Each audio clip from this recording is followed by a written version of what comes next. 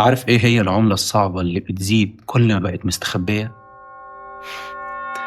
صدقة السر، الحركة اللي بتعملها بينك وبين ربنا من غير ما أقرب الناس ليك يحس بيك. احنا في أيام الجبر والناس مفكرة إن الصدقة معناها إنك لازم يكون معاك ملايين، بس الحقيقة واللي ناس كتير جدا ما يعرفوهوش إن النية الذكية ممكن تسبق ملايين الجنيهات. أنا بقى هقولك إزاي تفتح حساب مع رب العز سبحانه وتعالى بأفكار بسيطة جدا، أفكار مبتكرة تخليك تكبر بخاطر ناس تعبانة جدا وتشتري رضا ربنا سبحانه وتعالى. فلو عاوز تعرف إزاي تكون من الأكابر عند ربنا سبحانه وتعالى ركز معايا كويس جدا في الكلمتين اللي هقولهم لك دول. سمعنا حديث جميل جدا عن النبي صلى الله عليه وسلم وعرفت منه ان من ضمن السبعه اللي ربنا سبحانه وتعالى هيظلهم بظل يوم القيامه رجل تصدق بصدقه فاخفاها حتى لا تعلم شماله ما انفقت يمينه. الموضوع خلي بالك مش مجرد اخفاء فلوس، الفكره كلها في الادب مع الله سبحانه وتعالى وحفظ كرامة الفقير. ربنا سبحانه وتعالى بيقول في محكم التنزيل: إن تبدوا الصدقات فنعما هي وإن تخفوها وتؤتوها الفقراء فهو خير لكم. وعشان تكون تاجر شاطر مع ربنا سبحانه وتعالى مش لازم تستنى ان حد يخبط على بابك.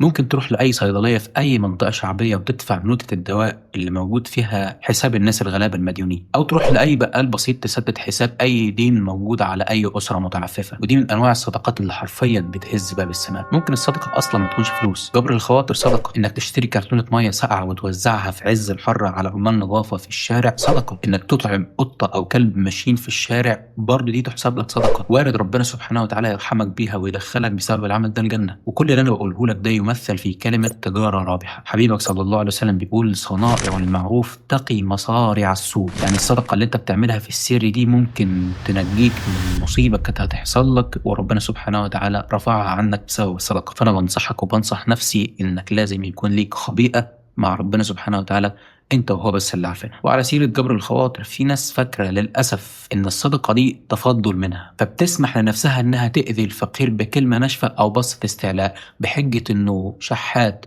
متسول نصاب. يا اخي حتى لو شكك في امر ربنا سبحانه وتعالى حط لك القاعده في كلمتين: واما السائله فلا تنهر. كونه انه شحات او متسول وانت اديت له صدقه ربنا هيحاسبه وهتحسب لك صدقه. طالما الامر بالنسبه لك في زون الاحتمال وانت مش متاكد 100% انه شحات او متسول فانت مالكش انك تحكم عليه بحاجه زي كده. النبي صلى الله عليه وسلم علمنا ان الكلمه الطيبه صدقه، فلو مش هتدي ما تنهارش، وتذكر ان ربنا سبحانه وتعالى قادر يقلب الايه ويخليك انت مكانه في غمضة عين. فأرجوك بلاش تضيع صيامك وثواب الصدقة بتاعتك بالمن والأذى. الصدقة اللي بتطلع بكلمة مؤذية أو بنظرة استعلاء أحسن منها 100 مرة قول معروف ومغفرة. فخليك رحيم عشان ترحم. أجمل حاجة في الدنيا إنك تكون سبب في ابتسامة شخص من غير ما يعرف انت مين. سيب اثر طيب وامشي في صمت، لان اللي بيتعامل مع ربنا سبحانه وتعالى مش بيستنى شكر من حد. جرب النهارده تعمل حركه سريه واحده لربنا سبحانه وتعالى وشوف اثرها على قلبك هيبقى عامل ازاي. وانا تعمدت النهارده اني اكلمك عن الصدقه علشان ما ينفعش ليله من ليالي العشر الاواخر يعدوا عليك من غير ما تطلع صدقه لله عز وجل.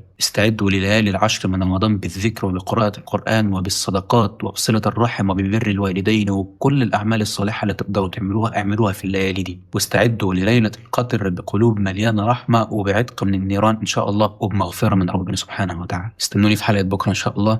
دمتم بخير والسلام عليكم.